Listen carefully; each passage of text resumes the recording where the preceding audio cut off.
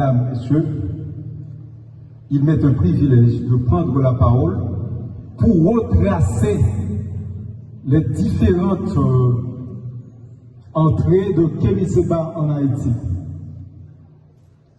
Et à partir de ce moment-là, en l'occurrence de ce qui ont fait mal à l'humanité en créant des bactéries capables de tuer de milliers de personnes dans le monde, Fidel Castro a dit un jour, un alma que mata no es absolutamente un alma intelligente.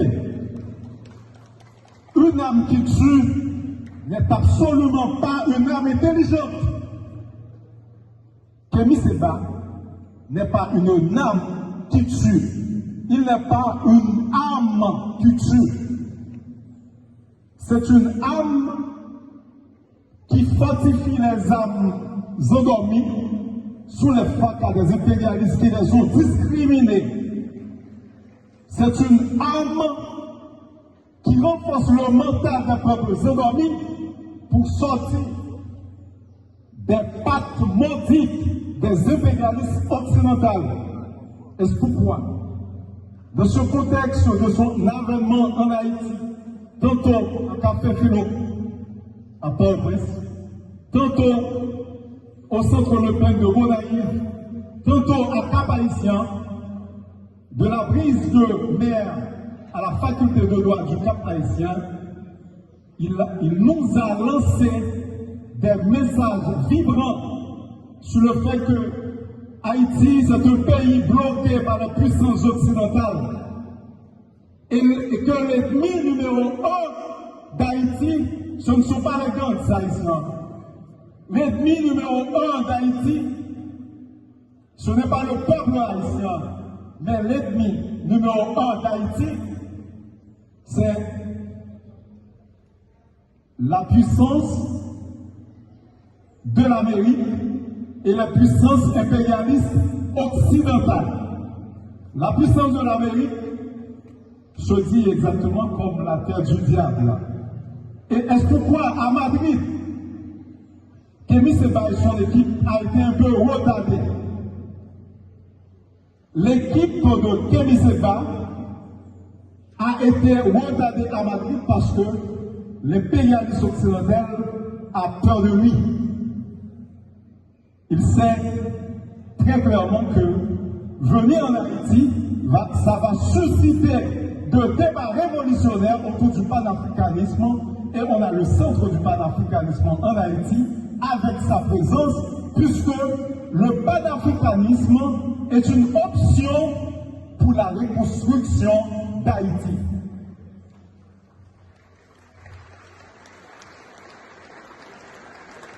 C'est à cet effet qu'il va exactement prendre la parole pour nous dire plus. Mais de toute façon, à la faculté de droit, on se demande, est-ce que Kémy Séba va encore une fois trouver de nouvelles choses à dire, trouver de nouvelles inspirations à nous faire révolter contre cette raclade donnée par les puissances impérialistes occidentales? Je crois que oui, toujours de nouvelles choses, toujours de nouvelles aspirations, toujours de nouvelles inspirations, toujours de nouvelles sources d'imagination, puisque les sources, ça dit pluriel, épistémologiques de Kémy Séba sont profondes, nombreuses, comme disait tant d'autres vertus. L'arbre est émanché de vivaces racines et ces racines sont profondes et nombreuses. Merci, bonne écoute. Applaudissez s'il vous plaît le docteur honoris causa Kémy Séba. Merci beaucoup, professeur Wilson Dorsey, pour vos propos. À présent, nous appelons Monsieur Dorseyville, il est le représentant de l'OFONMA. Et je tiens justement à rappeler que chaque intervenant a tout simplement 2 bonnes minutes. Sur vos applaudissements, le docteur. Monsieur Dorsey, s'il vous plaît. Je vous demande de l'accueillir très chaudement. Monsieur Kémy Séba, notre frère, recevez nos salutations les plus fraternelles et militantes. Votre combat est le nôtre et votre voix résonne jusqu'ici à Limonade. Mesdames, Messieurs, chers compatriotes, c'est un réel privilège de prendre la parole aujourd'hui en tant que directeur départemental nord de l'OFACMA dans le cadre de cette rencontre inspirée par une lutte qui dépasse les frontières, celle de la conscience noire portée par le panafricanisme. Le panafricanisme, c'est plus qu'un mot, c'est une quête de dignité, de solidarité et de souveraineté des peuples noirs. La présence de Kémy Séba dans notre région vient raviver cette flamme. Sa lutte est celle de la réappropriation de notre identité. Il ne s'agit pas d'un combat entre les peuples, mais entre un système d'exploitation qui perpétue la dépendance et la soumission.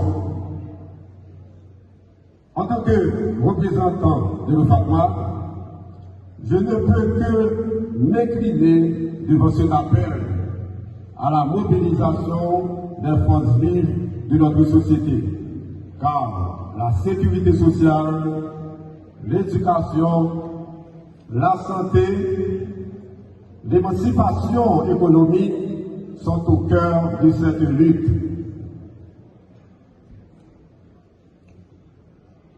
Un peuple affaibli et divisé ne peut jamais être souverain.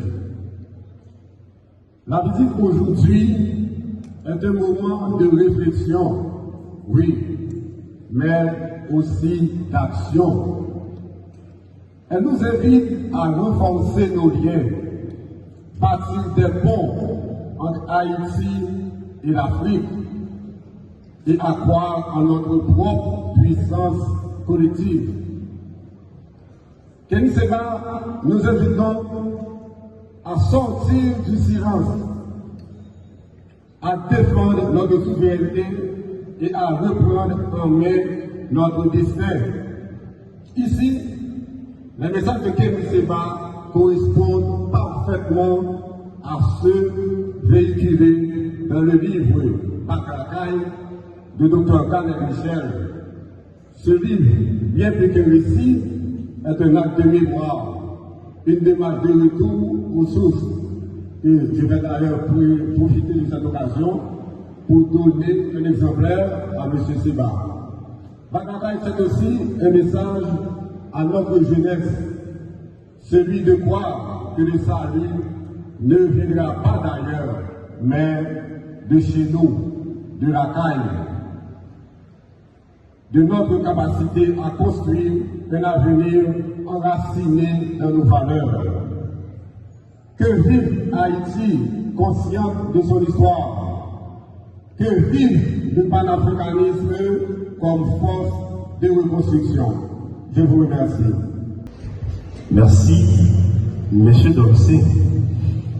Mesdames, Messieurs, chers étudiants, frères et sœurs de la mémoire et de l'espérance, quand un musulman rêve d'accomplir son pèlerinage, il se tourne vers la Mecque. Quand un chrétien désire toucher la terre sainte, il pense à Jérusalem. Je tiens à remercier toute cette foule qui est venue pour le débat d'aujourd'hui, qui sera sûrement un débat historique, qui doit marquer les annales de l'histoire de la lutte du peuple haïtien pour sa souveraineté et pour son démonstration totale. Je tiens à remercier le comité de organisateurs et tous ceux-là qui ont rendu possible l'événement de cet après-midi. Je remercie Kémy Seba et son équipe, qui est un farouche défenseur du peuple haïtien. Merci Kéba et bonne continuité de la lutte. Donc, je vais simplement donner quelques précisions concernant le contexte dans lequel le débat que nous avons aujourd'hui va se tenir. Et ce débat que nous avons aujourd'hui se tient dans une situation difficile, dans un contexte dangereux pour le peuple haïtien. Nous vivons depuis ce temps une situation de chaos fabriqué, je dis, ADC, par des puissances impérialistes, pour essayer comment de disparaître le peuple haïtien, essayer comment d'effacer l'histoire rebelle du peuple haïtien, le seul peuple de l'histoire de l'humanité qui a cassé le système d'esclavage, érigé une nation indépendante. Le peuple haïtien qui, par sa révolution, a restauré la dignité de tous les peuples noirs. Le peuple haïtien qui a indiqué le chemin de la liberté, de la dignité à tous les peuples qui sont privés de la terre. Ce peuple, pour avoir cassé le système d'esclavage, pour avoir dit non au colonialisme, au racisme, à l'esclavage, est en train de payer un prix fort. Aujourd'hui, nous avons, je dis, une situation de chaos fabriqué à décès. Une situation de génocide silencieux. Une situation de dépendance politique, économique. Une situation d'ingérence étrangère qui nous asphyxie. Donc, c'est de cette situation de violence organisée que nous accueillons notre frère Kémy Seba et son équipe. Donc, de cette situation qui n'est pas assez claire, débattre devient une nécessité. Il faut débattre, pas pour débattre pour clair, pour comprendre, pour déterminer ou bien définir les perspectives de sortie.